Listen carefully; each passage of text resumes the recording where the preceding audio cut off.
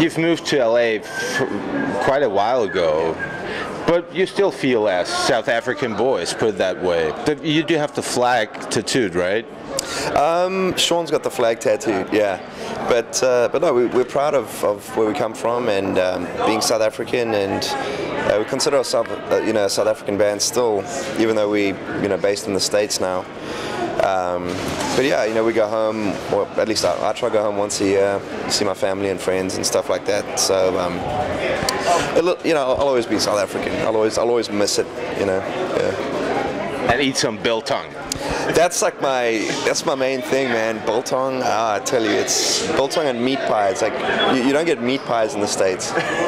So man, pies and biltong, that's my main reason if I ever went back. You got your own caterer on tour. Yeah, I'm gonna need one. What was that music festival in Northam, Limpopo? Was that some special event for you guys? Was that the Opikopi? Yeah, I guess so. Yeah. Festival? Yeah, that was actually a special one for us, man. That festival's been running for years, and we used to go as kids and it's out in the middle of the bush in the dust, and we'd go and camp and you're in the middle of nowhere, so everything goes, man. We just out there like, I don't know, getting high, getting drunk, just being idiot kids and having fun. I never thought we'd headline it, or play it, but yeah, it was good. It was their biggest one too. I think it was about 20,000 people, which in South Africa is huge. Oh, speaking of, there's this South African band that is huge in South Africa. I haven't heard of them. The Springbok Nude Girls. Yes. Right, yeah, we, I don't know if they're still touring or playing right now, but yeah, man, when we were growing up, that was the band. They were the, inspiration to, like, wow, yeah, we wanna be like them one day. And they were good, man, great band. It was like kind of like a grungy type sound, but just good songs, good heavy pop songs basically, and good band. I still listen to them now, like put it on my iPod, jam out, and remember like when I was a kid, and yeah, we used to play with those guys all the time. Oh yeah, Schecter. Yeah. You've got your own signature now. I do. That feels good, does it? It feels pretty crazy, man. Like, if you told me when I was a kid, and I was just thinking the other day, I was like, if I went to like 13-year-old Dale and said, hey man, a couple years from now you're gonna be living in the States and you're gonna be in a successful band and everything, you're gonna have signature bass. I'd never have believed it. I never have believed it, but it's cool, man. It's an honor. I'll be honest. I don't feel like I'm quite deserving of a signature model, but I'll take it, and it's very exciting for me, and it's great thing. It's very cool, and Schecter's been nothing but good to us, since we walked in there and said, hey, here's our album, that's going to be coming out soon. Listen to it if you like it, maybe give us a guitar. And they liked it, and we just have a handshake deal with them too. Like, hey, as long as you want to play our stuff, we'll give it to you. And we've become very good friends with them, and yeah, they've supported us from the beginning. So it's been a great relationship with those guys. And in exchange, the Schecter art director is now your tour guitarist, right? That shows how good friends we became over the years.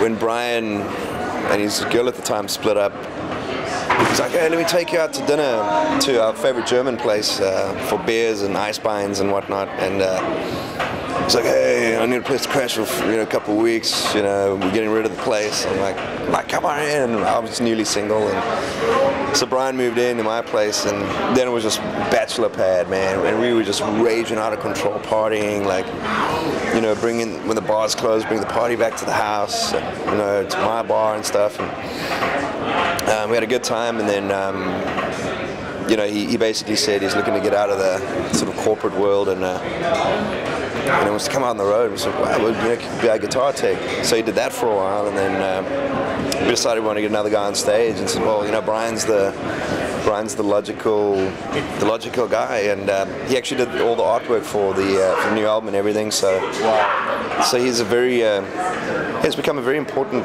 member of our team. It's funny how this all turns out, right? Yeah, it's funny how things just work.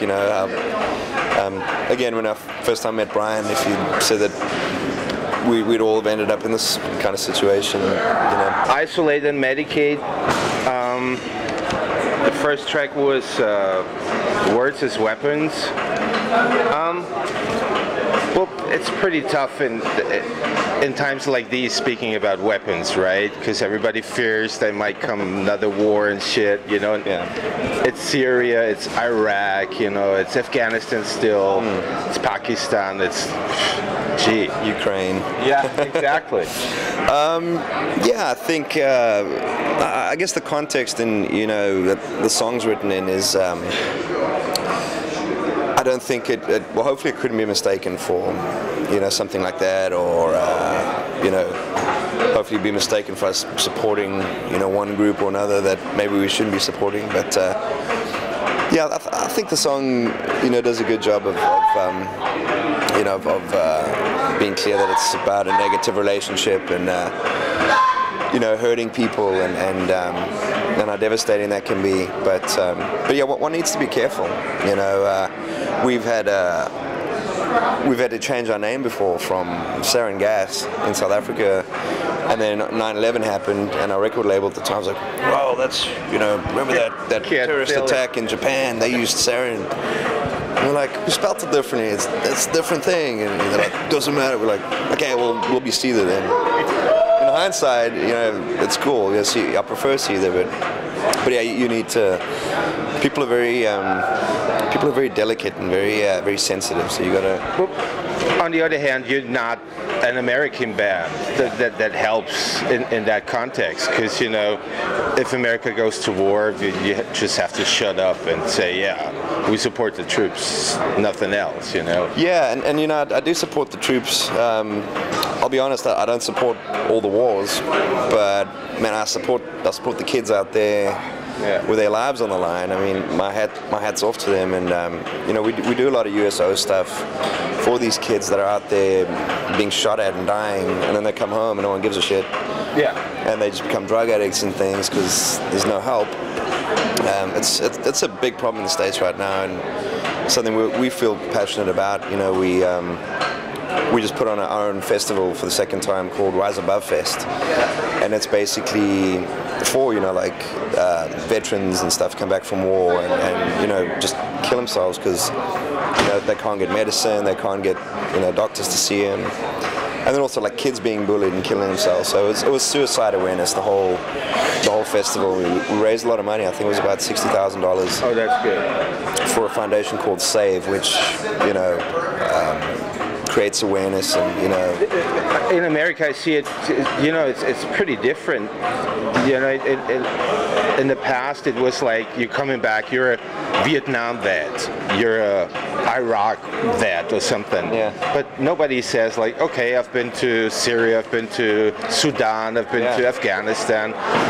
They're not in the news that much, but still people coming home and it's the same post-war syndrome as anywhere else.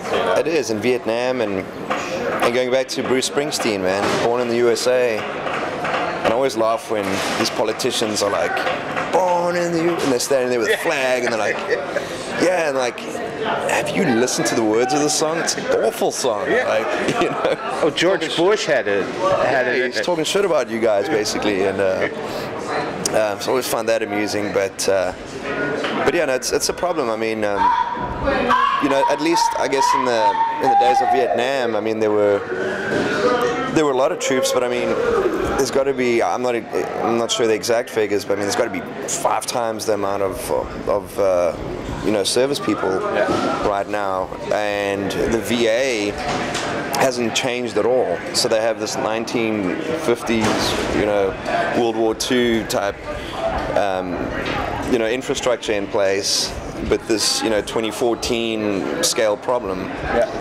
And they haven't addressed, they haven't addressed this one. It's I don't know what they're going to do. It's going to take a lot of money and a lot of planning, but it needs to happen now. I mean, more soldiers die from killing themselves than in the war. It shouldn't be like that. You get picks made, right? Yes. You don't use them. I might every now and again just to make it worthwhile, but everyone was throwing out picks, and I'm like, I want to throw out picks. And then I looked again, and Brian was still my tech, and I looked again and he's like, yeah, just some picks made, and they're awesome. I'm like, sweet, and I could throw them out too. But it's funny you picked that up, because actually before I got the picks, I'd be playing, and Sean would throw out a pick, and someone's like, and I'm like,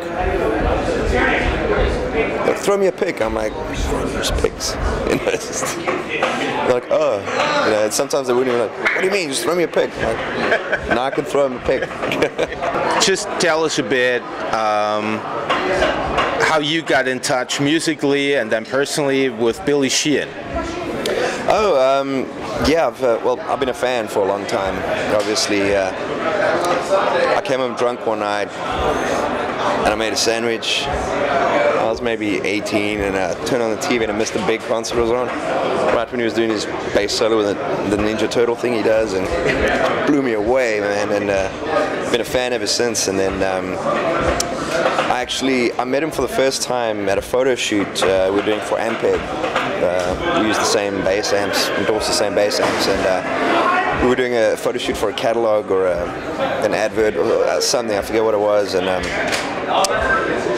I showed up with a jug of Bloody Mary, and I'm like, no way, it's Billy Sheehan, and we met and hung out, and they say don't meet your heroes, but in that case it was awesome because he was a great guy, and so I see him from time to time, at NAMM, the music convention in California. I always run into him there, odd places, around California. So yeah, it's I'd like to call him a friend, and he's still playing.